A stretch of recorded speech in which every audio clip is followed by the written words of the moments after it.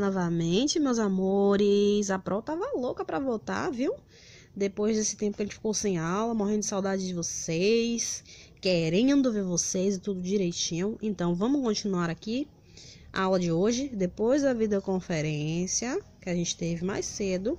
Depois da nossa live, vamos continuar. A Pro trouxe hoje uma aula legal de geografia, que a gente vai estar relembrando o último conteúdo de geografia que nós estudamos, que foi a questão da vegetação da região Nordeste. Além de revisar, hoje nós iremos aprender mais dois assuntos, que é o relevo e também a hidrografia desta mesma região, né? Já que agora na terceira unidade nós estamos estudando bastante a região Nordeste, tudo sobre ela. Então vamos lá, vem com a Pro. Lembrando para vocês que devido à alta variação de clima, de temperatura e agentes externos, nós podemos encontrar aqui 5 tipos de vegetação na região Nordeste. São elas: a Mata Atlântica, o Cerrado, a Caatinga, a Mata dos Cocais e os manguezais. São esses 5 tipos de vegetação encontrados nessa região que nós estamos agora, a região Nordeste. Vocês podem observar aí neste mapa, tá vendo tudo direitinho de acordo com esta legenda do lado, as áreas que estão ali trazendo este tipo de vegetação. Em maior parte podemos observar que é a Caatinga, né, que toma ali praticamente todo o território, trazendo ali as suas características.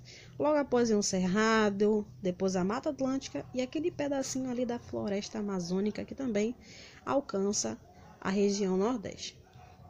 A Mata Atlântica, que foi quando nós aprendemos sobre a Mata Atlântica, que era uma grande floresta, com árvores altas, com tudo quanto é tipo de plantas, de vegetação, trazia ali a sua flora em especial, né? Só que nós utilizamos a palavra era, porque era no passado. Ela era uma grande floresta que ocupava uma área do Rio Grande do Norte até o sul da Bahia, mas de acordo com o tempo, com as influências humanas, ela veio sofrendo algumas transformações. Ela ainda está lá, ainda traz as suas características, mas não tem o seu tamanho como era originalmente, né? Então a Mata Atlântica, sendo um tipo de vegetação encontrado na região Nordeste, ela traz consigo essas características: árvores altas, né?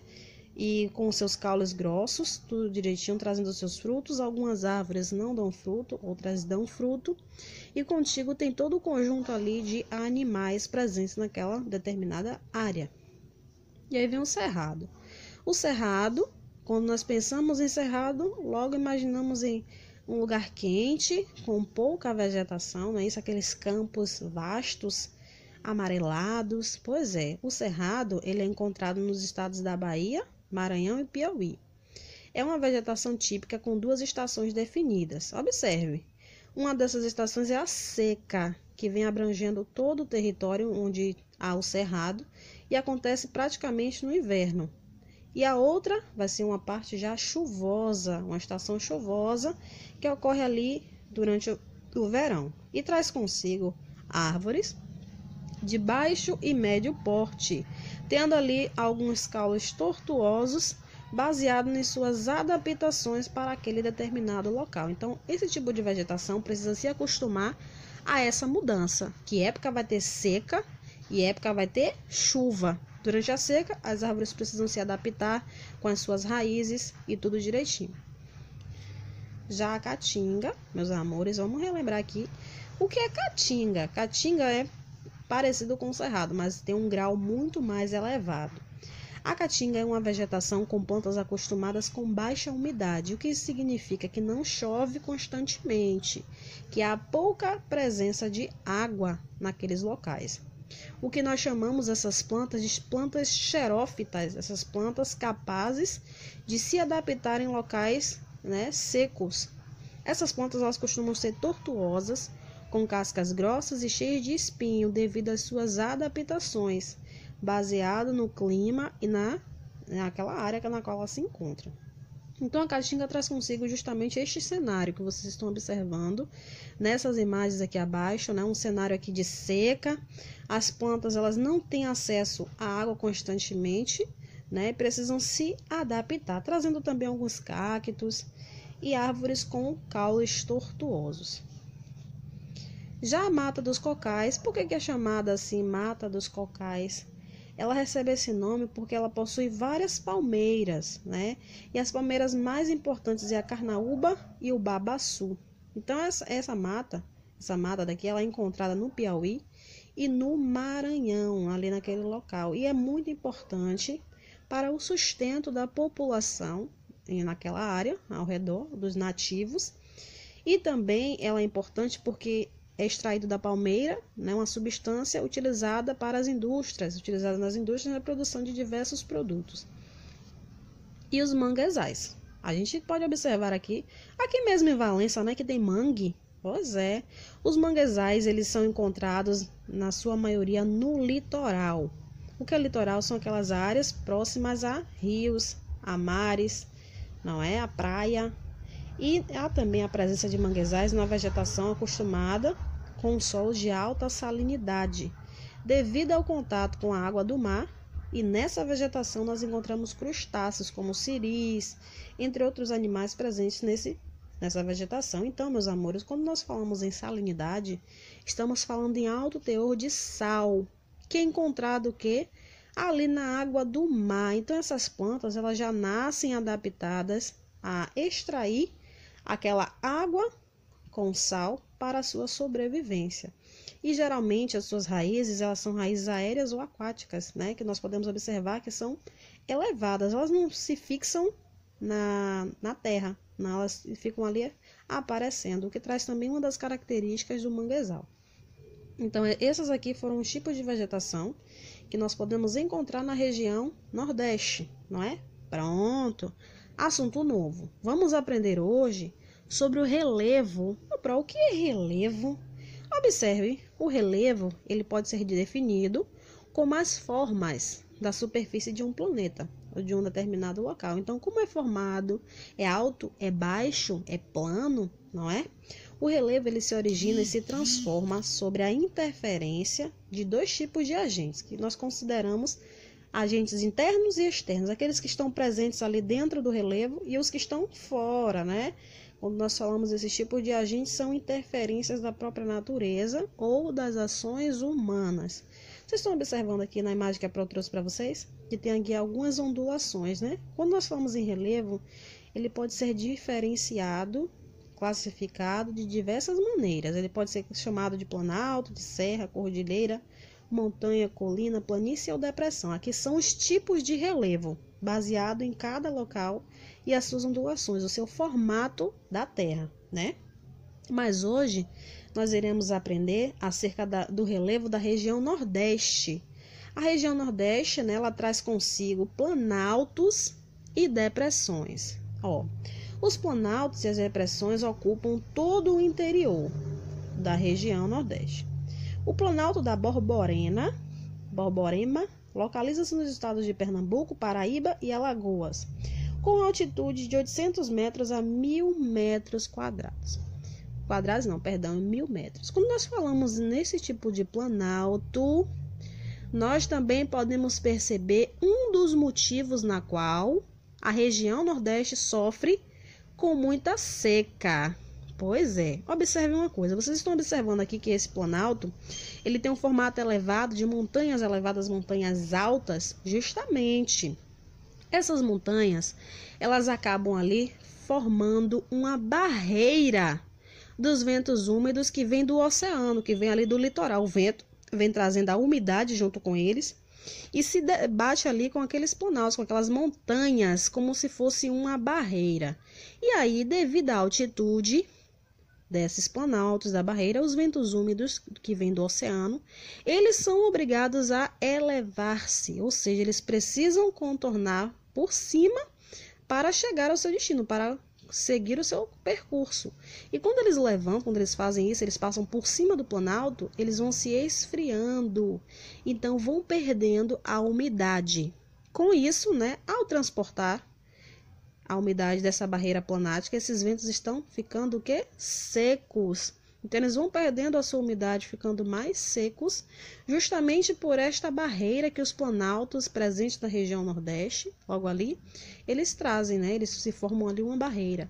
Então, quando os ventos eles conseguem passar para o outro lado, eles já vêm secos, o que é um dos motivos na qual A região Nordeste vem sofrendo seco. O vento ele não vem com umidade, ele já vem seco devido à barreira que os planaltos eles formam, impedindo com que o vento que vem ali do litoral traga a umidade. Ok, né, meus amores? E aí vem as depressões. O que são depressões, Pro? As depressões, elas podem ser encontradas ao longo do Vale do Rio São Francisco, sendo conhecidas como depressões sertanejas e também tendo altitude de 200 metros a 500 metros. Já são menores, não são aquelas altas montanhas. São ondulações, porém ondulações menores. Elas ocorrem em todos os estados nordestinos, exceto no Maranhão e no Piauí. Então, nós podemos observar aqui também a diferença entre depressão e planalto nesta primeira imagem que eu trouxe para vocês aqui. Depressão não é plano, não é 100% reto, mas é mais parecido com isso que nós estamos observando aqui, ó. E o planalto são aquelas montanhas, aquela ondulação elevada da terra que vai trazendo ali uma barreira, né, para impedir com que o vento traga a umidade que vem do litoral. Pronto, nós aprendemos sobre o relevo da região Nordeste. Agora nós iremos aprender sobre a hidrografia. Quando falamos em hidrografia, estamos falando acerca de água, de rio. Então, ó, no Nordeste brasileiro, nós encontramos a presença de 3 grandes bacias hidrográficas: a Parnaíba, a São Francisco e a Tocantins-Araguaia. Essa última aqui nós iremos falar acerca dela um pouco mais, né? Observe uma coisa, quando nós falamos em bacia, o que é bacia, Pro? São aquelas massas, são quantidades elevadas de água, ou seja, são rios, né? O curso da água. Vamos lá.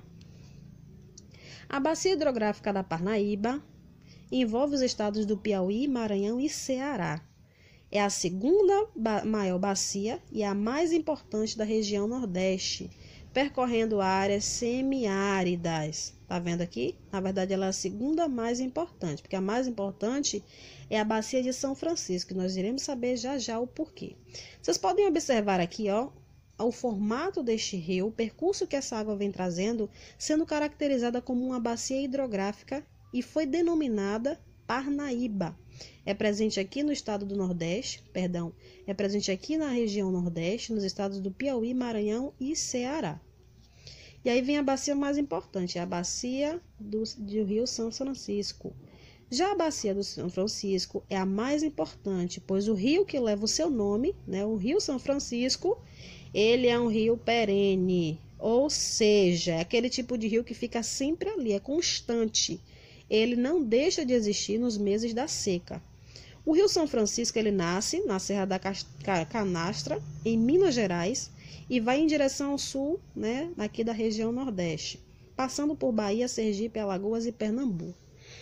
A bacia de São Francisco, né, ela é considerada uma das mais importantes aqui no nosso território, na região Nordeste, justamente por conta da sua presença constante, né, que promove ali as usinas hidrelétricas para gerarem energia. Elas fornecem o que é necessário para que a energia seja gerada. Uma das usinas também é a de Mochotó, outra usina do Sobradinho, né, que também localiza-se aqui na Bahia. Pois é.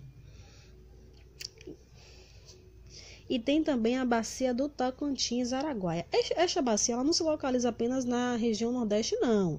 Ela está em vários locais do território brasileiro, mas ela passa por aqui, também sendo considerada pertencente à região Nordeste. A bacia do Tocantins-Araguaia é a segunda em produção de energia do Brasil. A sua descarga média da bacia hidrográfica em Turucuí é estimada em 12 mil metros cúbicos por segundo. Então, nós podemos perceber que é muito grande esta bacia aqui, este rio, né? Como vocês podem também olhar aí nesta imagem que eu trouxe para vocês, ele é um rio grande. Também é utilizado por usinas hidrelétricas na produção de energia. Mas não é o primeiro, não. É a segunda maior bacia. Ok, meus amores? Então, essa daqui que nós aprendemos foi a hidrografia da região Nordeste. E hoje, a prova vai deixar uma tarefa de geografia no caderno para vocês, responderem tudo bonitinho, direitinho. Se tiver dúvida, podem me perguntar. Amei ver vocês hoje, ok, meus amores?